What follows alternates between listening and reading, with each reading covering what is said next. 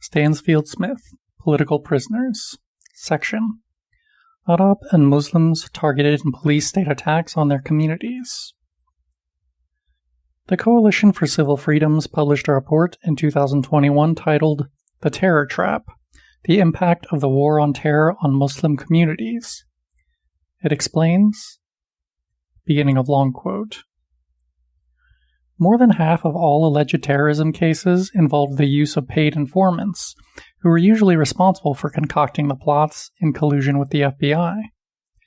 Sensationalistic media coverage of the most high-profile cases almost never made mention of the fact that these terrorist conspiracies were the work of FBI informants.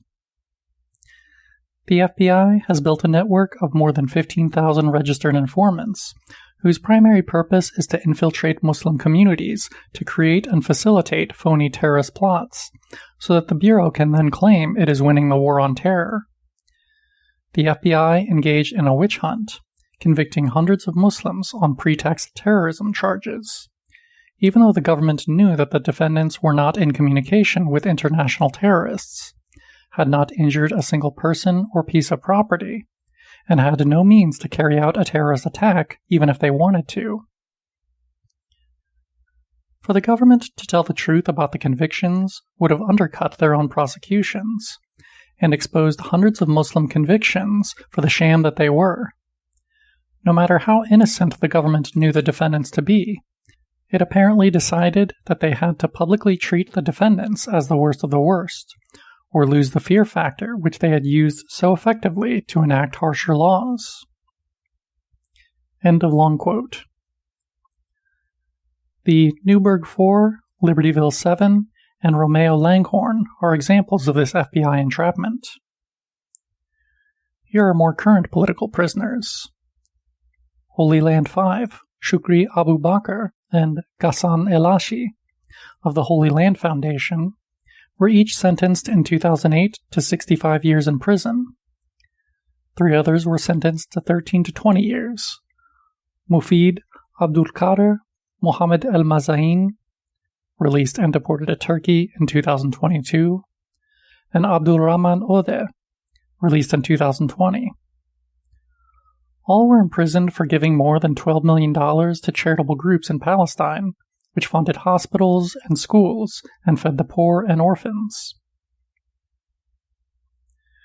The U.S. government said these groups were controlled by Hamas, which it lists as a terrorist organization, even though it is the elected government of Gaza. Some of these charitable groups still received U.S. funds through USAID as late as 2006. Testimony was given in the case by an Israeli government agent whose identity and evidence was kept secret from the defense. This marked the first time in U.S. legal history that testimony has been allowed from an expert witness with no identity, therefore making them immune from perjury.